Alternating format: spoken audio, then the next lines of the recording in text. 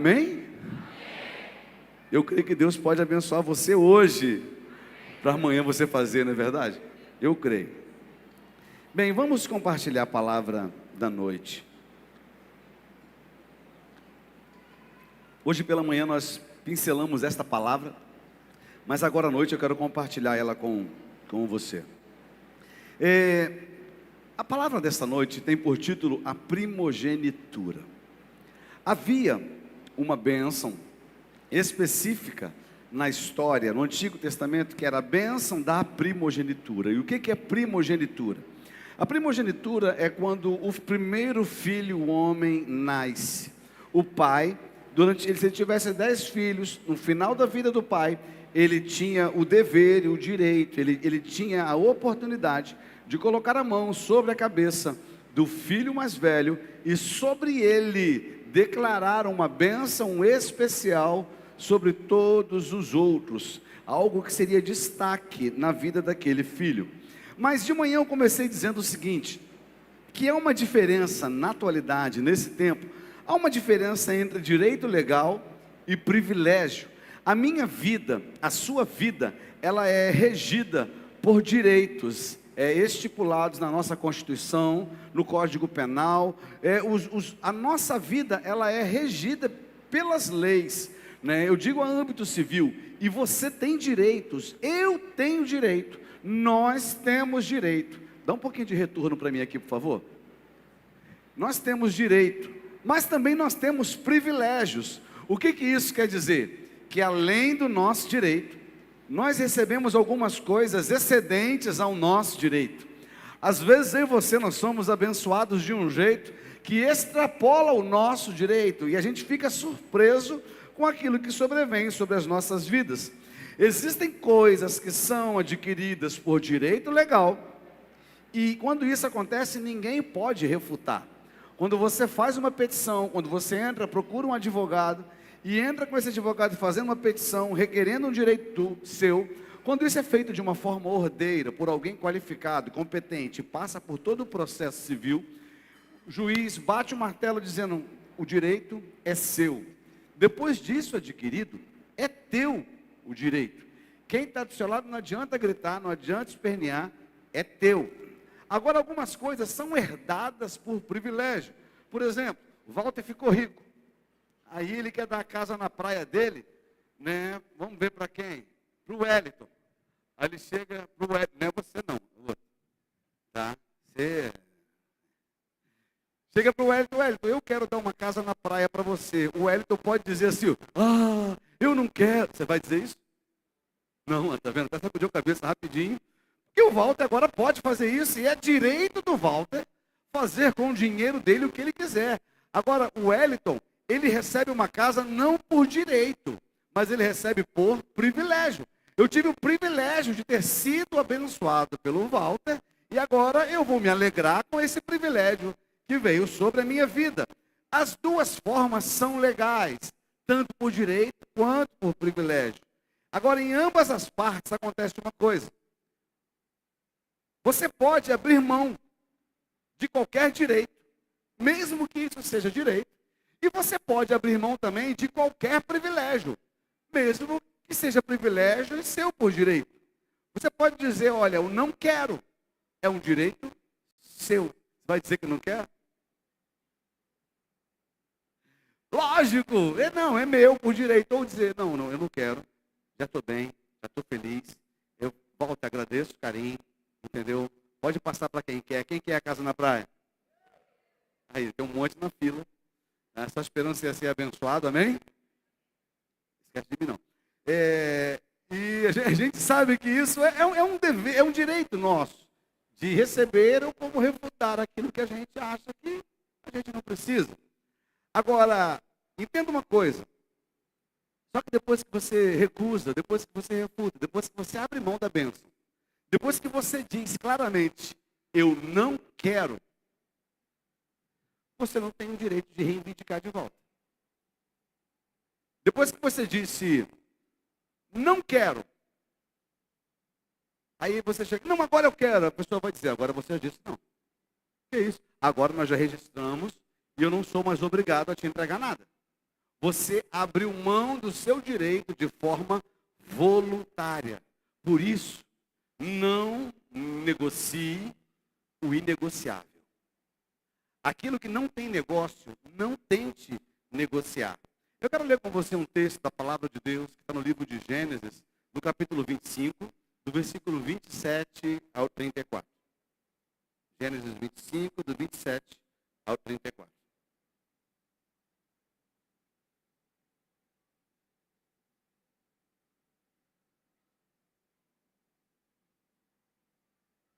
Amém? Cresceram os meninos. Esaú tornou-se perito caçador, homem do campo. Jacó, porém, era homem pacato e morava em tendas.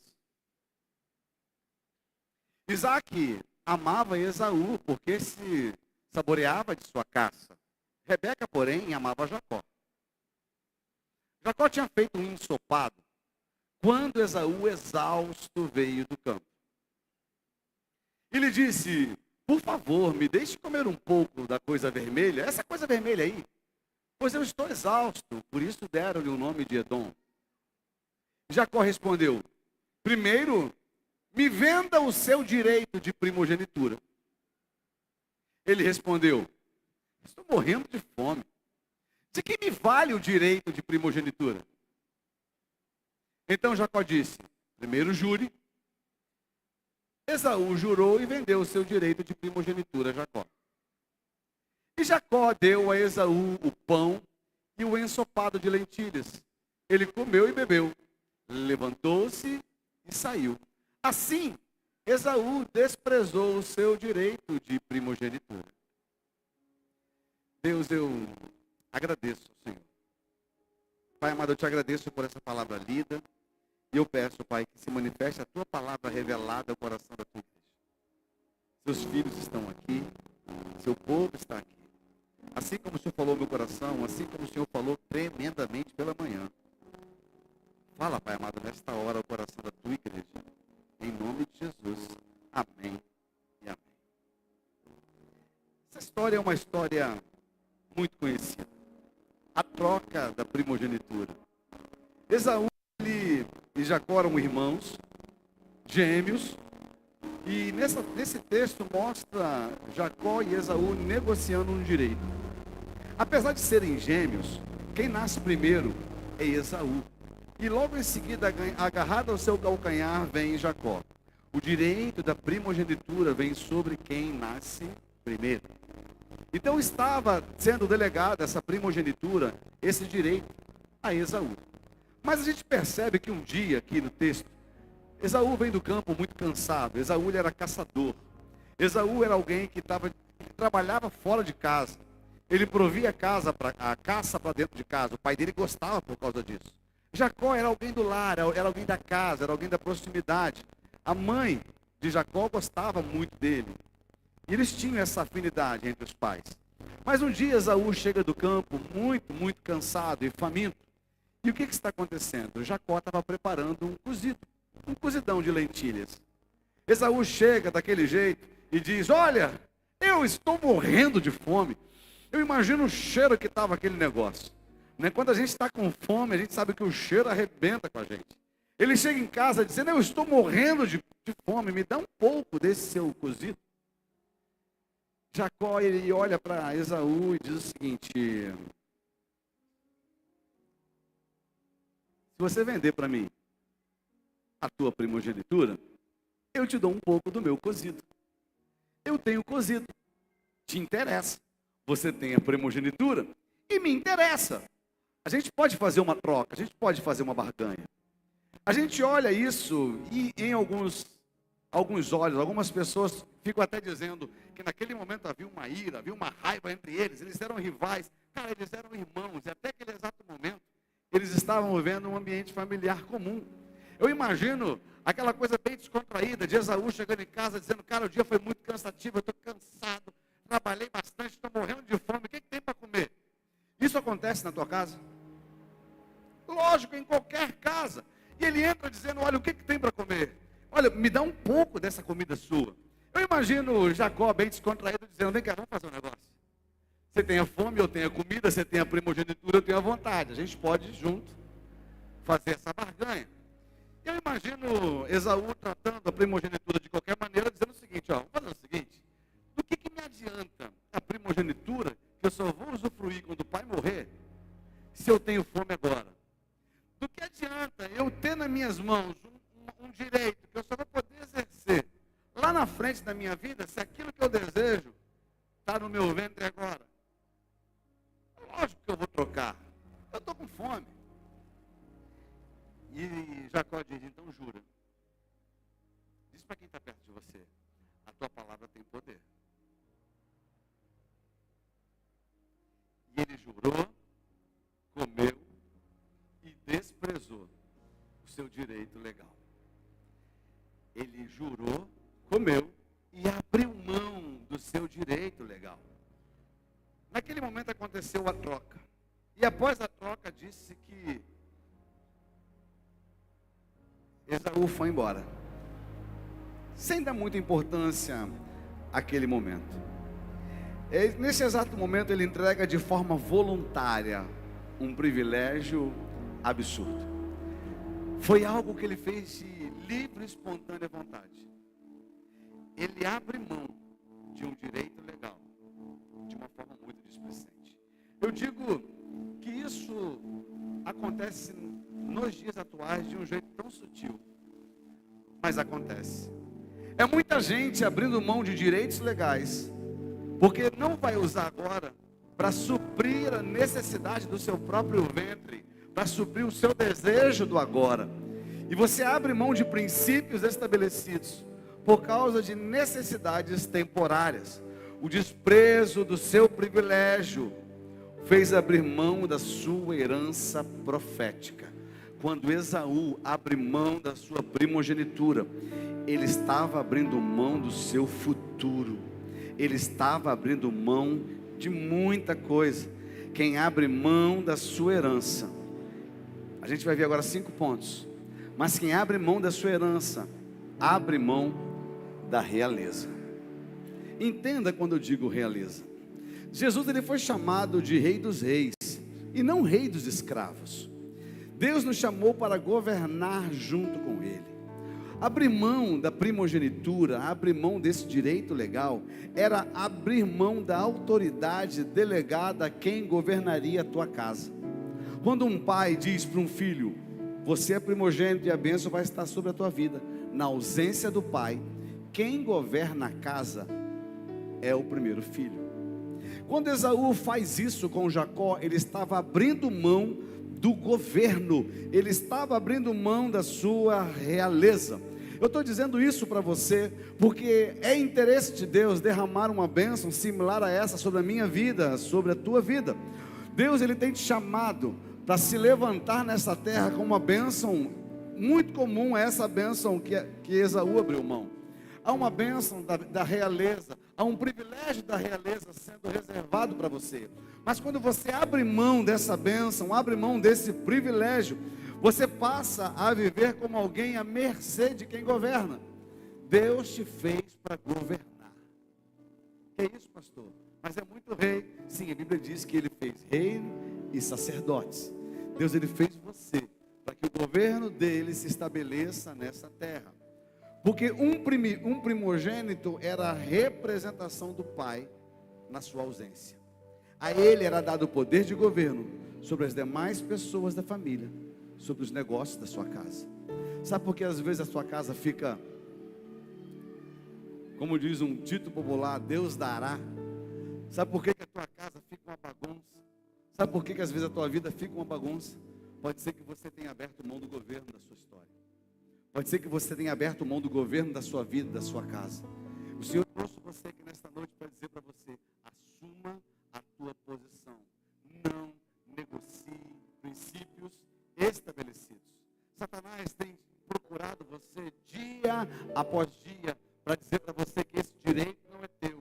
Satanás tem procurado você dia após dia para querer trocar o seu direito de governo por qualquer outra coisa que alimente o seu estômago ou o teu ego temporariamente. A função do inimigo é tirar de você essa posição de realeza.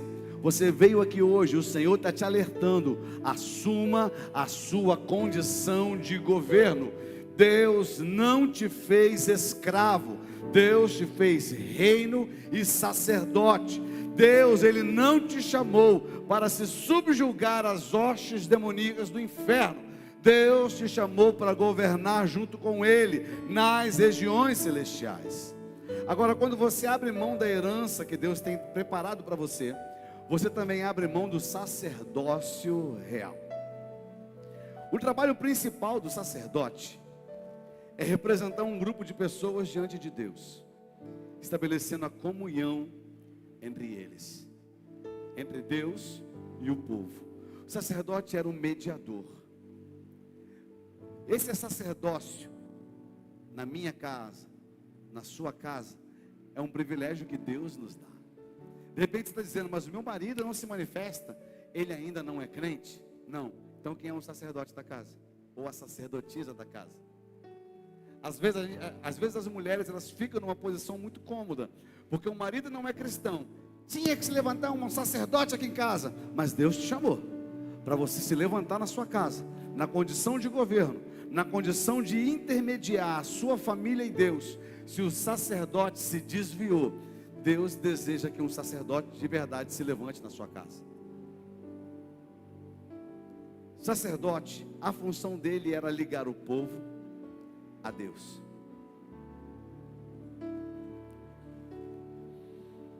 Quando o sacerdote falava, Deus ouvia.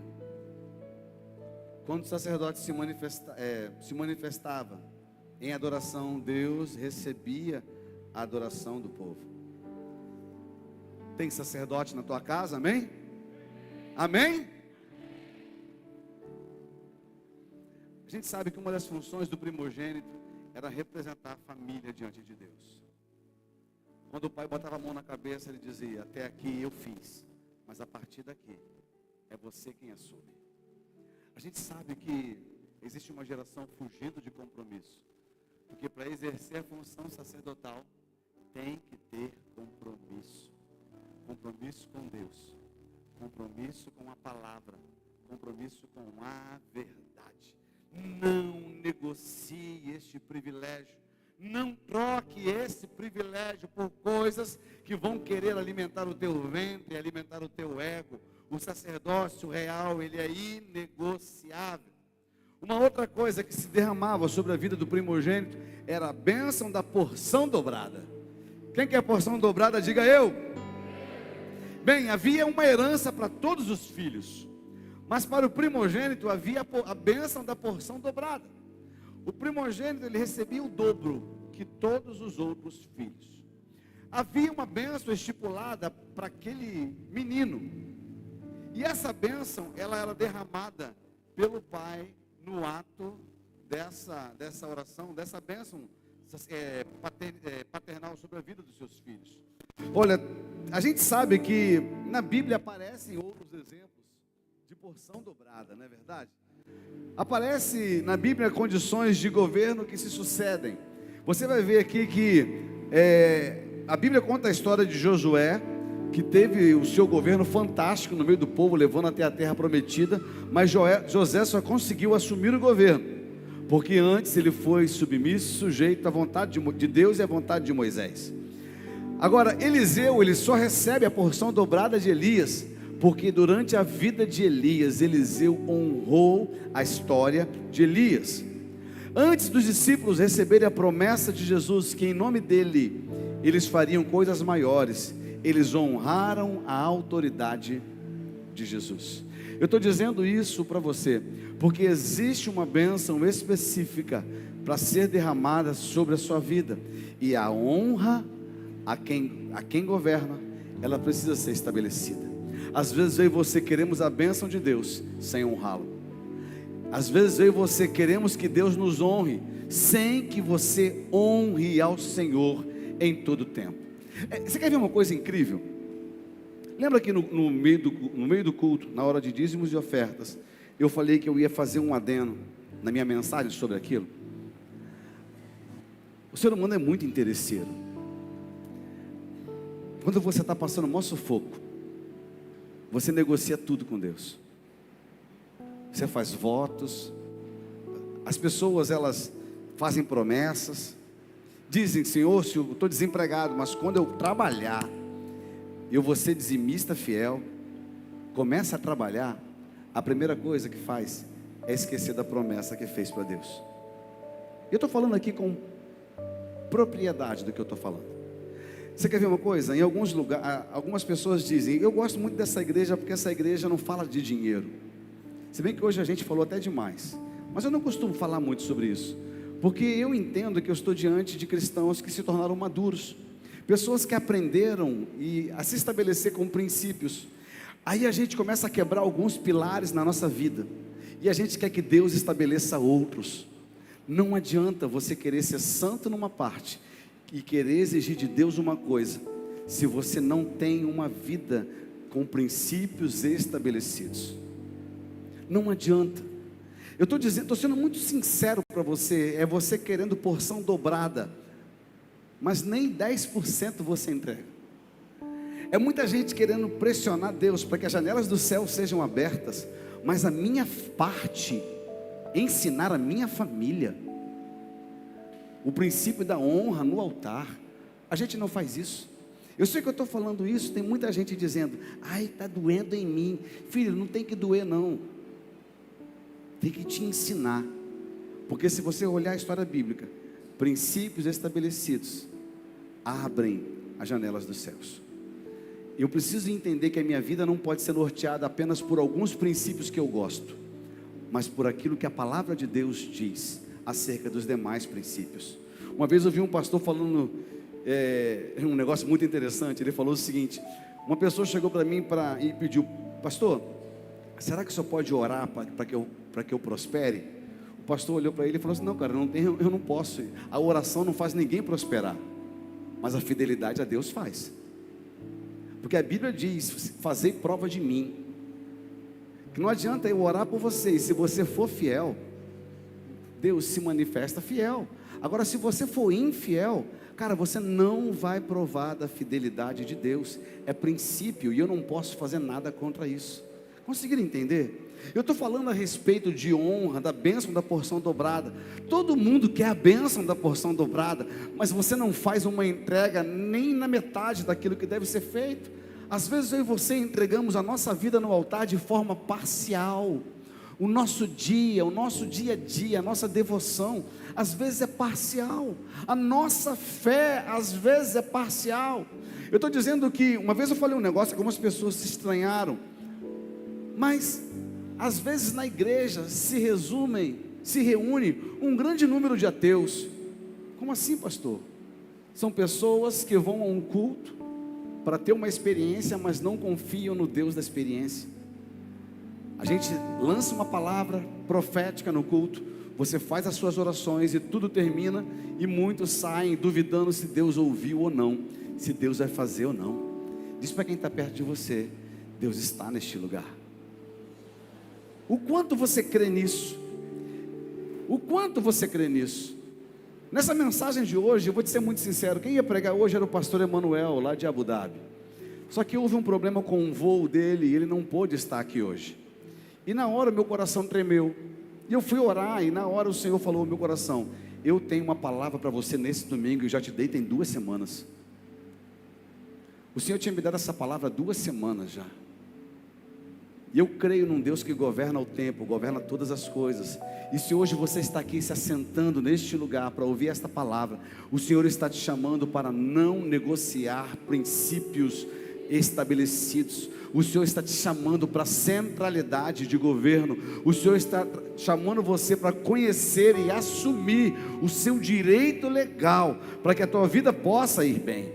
A quarta coisa que eu quero falar aqui: quando você abre mão do seu direito legal, quando você abre mão dessa primogenitura, dessa bênção estabelecida sobre a sua vida, você também abre mão da autoridade espiritual. Autoridade espiritual, autoridade, tem uma palavra grega chamada exousia. Exousia diz que nós recebemos uma autoridade delegada. A exousia é alguém que manda, diz para você: você pode mandar no meu lugar, porque eu estou mandando. É como se fosse o comandante de um quartel que diz para a pessoa que está na portaria: ninguém entra.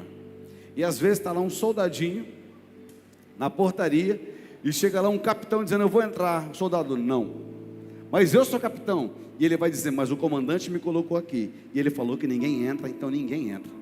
Aquele capitão, se desrespeitar a ordem daquele soldado, ele pode ser preso, porque quem está ali foi alguém que o comandante mandou colocar naquele lugar. Exousia, autoridade delegada. Autoridade delegada. Quando um primogênito recebia essa bênção, ele entende que a bênção que estava sobre a vida do pai foi transferida para a vida do filho. A autoridade, a ausência do pai, ela é suprida pela presença do filho. Quando a bênção repousa sobre a cabeça do filho, a autoridade recebida é a do pai. Pensa por que eu estou dizendo isso para você. Igreja do Senhor, o Senhor tem chamado você neste lugar para dizer para você que o Senhor não vai usar outra pessoa, o Senhor não vai usar outro esquema, o Senhor não vai usar outra estratégia. Nesse tempo, neste século, a intenção do Senhor é usar a igreja do Senhor, e Ele delegou a ela poder e autoridade para esse tempo, para essa geração. Deus, Ele derramou isso na minha vida, na tua vida. Mas quando a gente abre mão do nosso direito legal, a gente abre mão também da autoridade espiritual. Você tem ideia do poder que tem na tua boca? Você tem ideia da autoridade que Deus te dá? A gente sabe que existem dois reinos: o reino das trevas e o reino da luz. E eu não sei se você já teve a oportunidade de ver alguém possesso. Algumas pessoas, quando veem alguém possesso, algumas pessoas correm, porque tem medo. Isso acontecia no tempo de Jesus. Mas o Senhor outorgou à igreja, deu à igreja o direito legal de falar em nome dEle. Quando o espírito imundo se manifesta, Deus dá a você o direito: eu te repreendo, sai, em nome de Jesus. Eu não sei se você consegue entender a grandiosidade disso.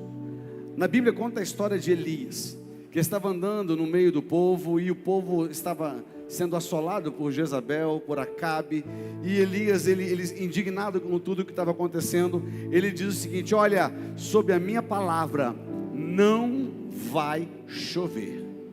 Elias não falou: assim diz o Senhor. Elias não disse: Deus, faz parar de chover. Mas o texto diz: sobre a minha palavra, não vai chover. Olha a autoridade delegada ao profeta naquela hora. Olha a experiência que ele tem naquela hora de dizer, e o reino natural e o reino sobrenatural obedecer. Eu estou dizendo isso para você, que o mesmo Deus que usou Elias é o Deus que te salvou e tem te levantado nesse tempo, e tem disponibilizado para você uma palavra de autoridade. Ele quer encher os teus lábios com essa palavra de autoridade que vai dizer: coxo, levanta; cego, veja; mudo, fale; sol, pare. Deus está procurando alguém. Deus está procurando alguém que entendeu que está disponível e deseja viver esse princípio de direito legal que Ele tem para você. Deus está olhando do céu e está perguntando: será que alguém nesse lugar consegue entender o que eu estou falando? De manhã eu citei um exemplo. Eu disse que a gente tinha uma loja, e a gente fazia uma oração para começar o nosso trabalho de dia lá na loja, e tinha uma coisa que nós falamos. Teve um dia que nós ungimos a porta e a gente falou: Senhor, não deixe entrar aqui pessoas que são mal intencionadas, pessoas que de alguma forma venham fazer o mal. Não deixe entrar por essa porta, Senhor. E a gente teve oportunidade de um dia a gente está no balcão vendendo, e uma pessoa vinha e chegava assim: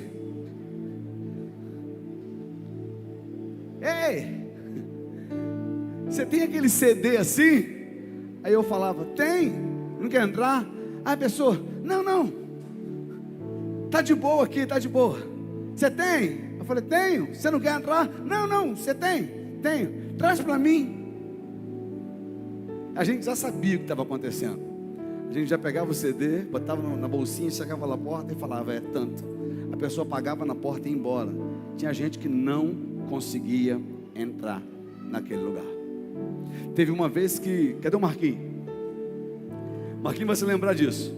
Marquinhos trabalhava lá numa loja do centro da cidade. Ele estava lá comigo. Aí chega um cara lá grandão, com a camisa toda desabotoada, toda torta. Lembra disso, Marquinhos? Aí o cara chegou para mim assim, você tem um material assim? Aqui do lado tinha uma loja de artigos religiosos, uma loja que vendia coisas de outra religião do lado. E ele chegou assim, estou procurando um negócio assim. Aí eu falei para ele, tu errou de loja. Aí ele, por quê? Eu falei que aqui é uma loja evangélica. No que eu falei que era uma loja evangélica, o cara se entortou todo. Aí eu cheguei, bati no ombro dele, eu sei o que tu quer, sai daqui em nome de Jesus. Aí o cara foi saindo tortinho para comprar na loja do lado. A gente riu muito aquele dia, né, Marquinhos? Mas eu digo para você que Deus tem dado a mim e a você autoridade. Deus tem dado a mim e você governo. Sabe qual é o problema? É que existem orações que você está fazendo e as coisas não estão mudando. E você está dizendo, Deus, por que você não faz? E Deus está te falando, eu já fiz. Só que você abriu mão do governo.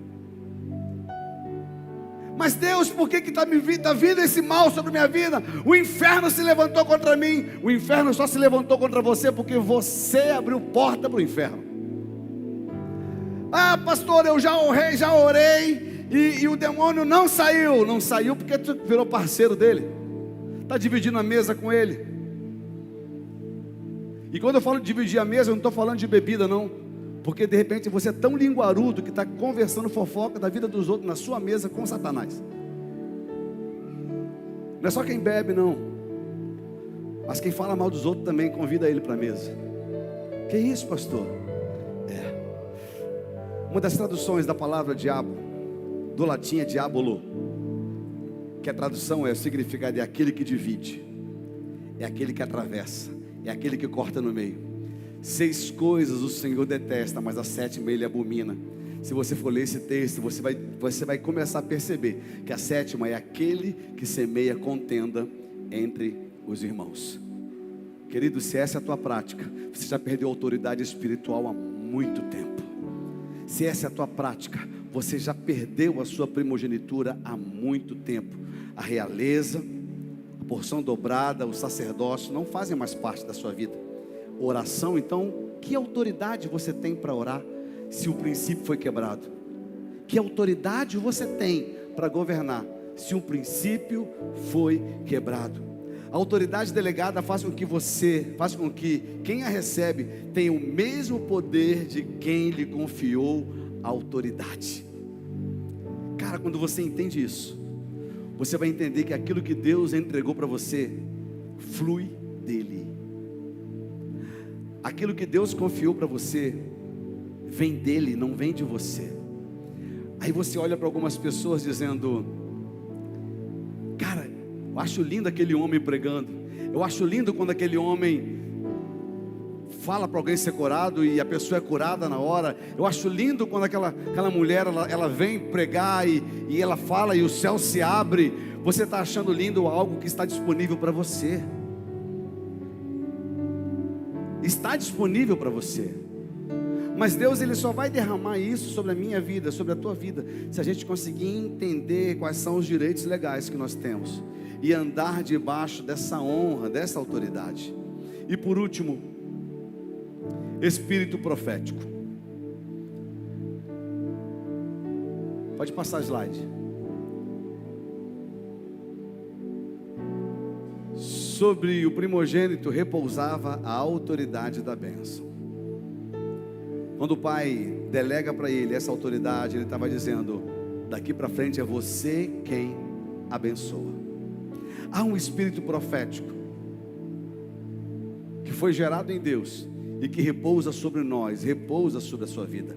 O espírito profético faz com que eu e você, a gente não haja por impulso mais, mas a gente haja por governo de Deus sobre a nossa vida, porque o profeta ele não fala de si, o profeta ele fala daquilo que o Senhor está falando ao coração dele. Se você vê alguém dizendo que eu sou profeta, e a pessoa está falando, a pessoa é só um ignorante, não é profeta, às vezes é só um sem educação, que está falando, que está profetizando, porque quem profetiza, profetiza aquilo que ouviu de Deus. O espírito profético, ele está sendo liberado sobre a vida daquele que entendeu o direito legal. Igreja, há um direito legal que foi estabelecido sobre a nossa vida, sobre a tua vida, sobre a vida do filho. Agora repousa a autoridade para profetizar, o que antes era responsabilidade do pai, agora é derramada na vida do filho, e o torna alguém com poder para falar, e o céu se mover. Essa autoridade lhe dá poder para estabelecer decretos no reino espiritual. Decretos no reino espiritual. Quem tem filho aqui? Sabe por que seu filho às vezes dá trabalho? Porque você tem espírito profético, e você diz: esse moleque é terrível, cara.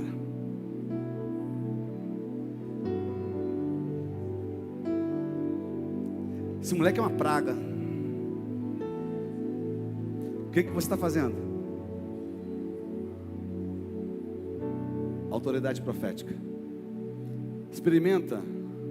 Uma vez um casal conversou comigo sobre uma prática que judeus têm no Shabat. A criança vinha.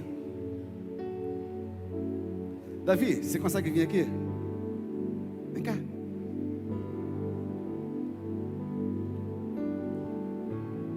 Marco, vem cá também.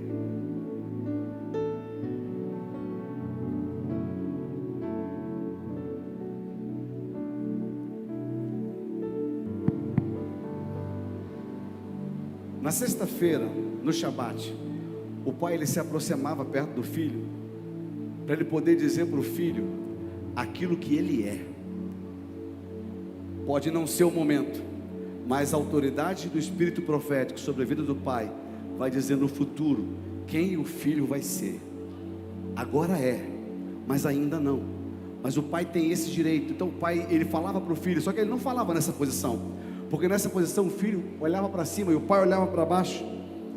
Mas o pai, ele se reduzia à altura do filho. Você consegue se ajoelhar de frente com Davi? E o pai olhava no olho do filho: olha para o papai. E o pai começava a dizer para o filho quem ele se tornaria. Você será um bom marido, homem de Deus, fica à vontade, cheio do Espírito Santo, cheio da unção de Deus, bom pai, bom marido, bom filho, sacerdote na casa do Senhor, adorador por excelência.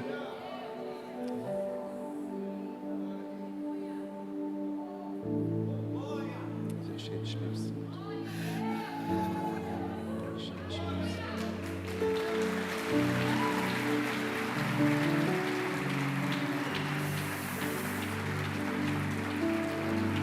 São duas gerações que se encontram. A voz do sacerdote está dizendo para o filho: um dia você vai ser sacerdote no meu lugar, e você dirá para o seu filho aquilo que ele vai se tornar. Eu digo para você que essa autoridade não é minha, mas está sobre a vida do Marcos, sobre o filho dele. Vocês conseguem entender isso? Vem, Marco. Obrigado.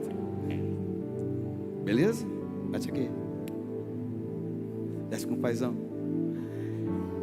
Não adianta, eu poderia falar qualquer coisa sobre a vida do Davi. Não tem o mesmo peso. Não tem o mesmo peso que um sacerdote que entendeu a sua posição. Porque a sociedade está dizendo que seu filho é tudo. E detalhe, a sociedade está dizendo que o seu filho pode ser tudo, pode ser o que quiser. Essa é a voz da sociedade. Só que não foi isso que Deus disse sobre o seu filho. E o Senhor, Ele dá a você esse direito legal de olhar e exercer um espírito profético sobre a vida do seu filho. Pastor, mas eu digo, meu filho é uma bênção, mas ele apronta tanto. Ainda assim não deixa de ser bênção, mas você vai dizer para ele, até que aquilo se realize, até que aquilo se concretize, amém? Essa autoridade é dada a você para estabelecer decretos no reino espiritual. A minha casa é uma bênção. Tem muita gente que não volta para casa porque o que era para ser céu virou inferno. E diz, vou para a rua beber, porque voltar para aquele inferno não dá não. Tem gente que pensa assim desse jeito.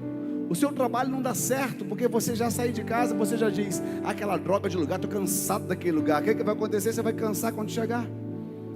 Porque você já disse o quão áspero, o quão ruim, quão tenebroso é aquele lugar. Deus está levantando profetas neste lugar, amém? Deus está levantando você como voz profética para esse tempo, para esta geração, amém? Bem, Satanás sabe exatamente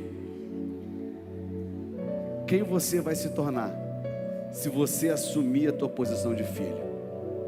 Sabe ou não sabe? Então qual é a intenção de Satanás? Frustrar o plano de Deus. A intenção de Satanás é que você não descubra o seu direito. Para isso ele vai querer oferecer para você um prato de lentilha, para querer tirar de você o seu direito legal. Eu vou dizer uma coisa para você, já existe uma bênção pronta, ela já está liberada sobre a vida daqueles que já reconheceram a sua herança e o seu privilégio. Deus não vai fazer não, Deus já fez, está pronto. Aquilo que você está pedindo porque você não despertou, porque na realidade Ele está dizendo para você, você não tem que pedir mais nada, você só tem que acessar o nível, porque já está pronto, já está liberado, já está preparado. A todo instante a gente é tentado, a todo instante a gente é tentado por propostas que vão nos seduzir a abrir mão dos nossos direitos. A todo instante. Percebe que quando Esaú chega, ele diz, cara, do que me adianta a primogenitura se eu estou com fome agora? Deus quer fazer você reinar, não só no futuro, mas a começar a partir de agora. Satanás, ele está interessado em te satisfazer agora, para roubar o teu futuro. Tem muita gente que estava vindo tão bem,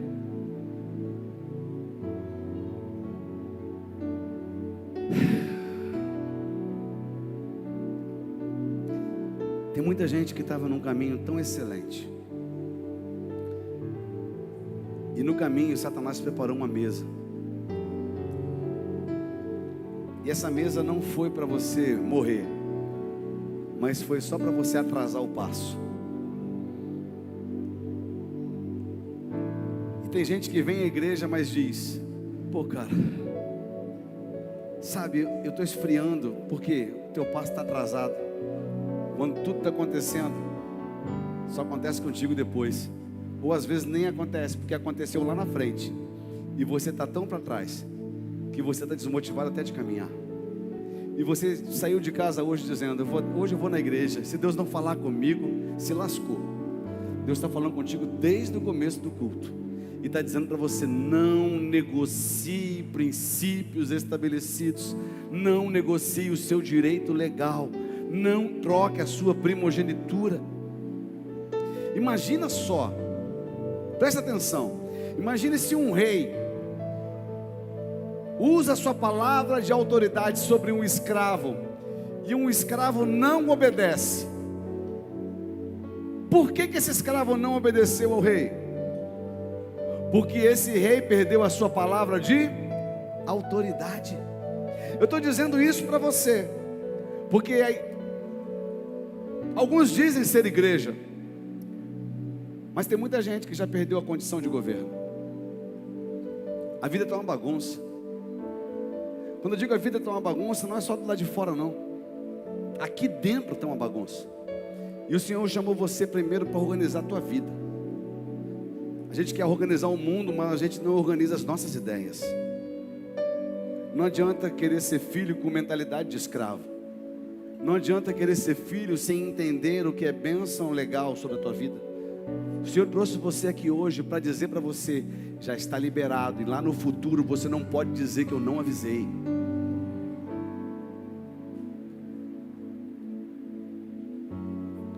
Um rei que perde a autoridade é um rei que perde o governo. De repente tem muita coisa ruim vazando pelos seus dedos, porque você perdeu o governo, porque você perdeu a autoridade. Mas quando o Senhor me deu essa palavra, Ele falava ao meu coração o seguinte: dê ao meu povo a oportunidade hoje de reconciliação e posicionamento. Reconciliação e posicionamento. Reconciliação e posicionamento.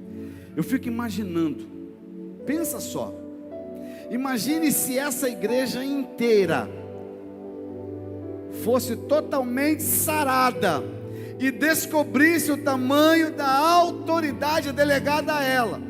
Imagine esse povo numa voz profética, clamando, profetizando sobre esse tempo. Certamente as estruturas desse lugar estariam estremecidas. O chão que você está pisando, ele ia tremer, porque a igreja, a voz profética do Senhor começou a bradar no meio dessa terra.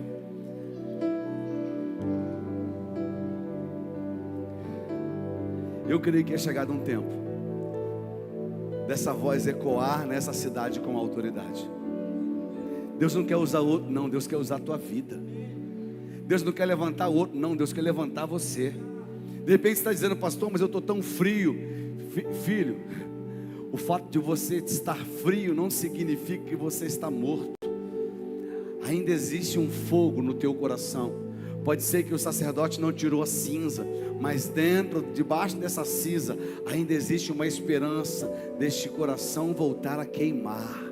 O Senhor chamou você aqui hoje dizendo: de repente você se desvirtuou por causa das propostas do inferno, mas eu hoje tenho para você cura para a tua alma, cura para a tua vida. Isso não está perdido, isso está reservado, esperando ser acessado pelos filhos que conhecem de fato o valor desta bênção e que vem atrás dela de um jeito inegociável, aonde vão dizer para você: ei, você vai para a igreja de novo? Para quê? E você vai dizer: porque eu tenho um propósito. Ei, você vai de novo para o culto? Você vai dizer: sim, o meu lugar é lá, na presença do Senhor. Ei, você agora que entrou para a igreja, você não vem mais para cá, para esse lugar, para a gente tocar o horror. Sim, esse lugar não me interessa mais, o que me interessa é a presença de Deus.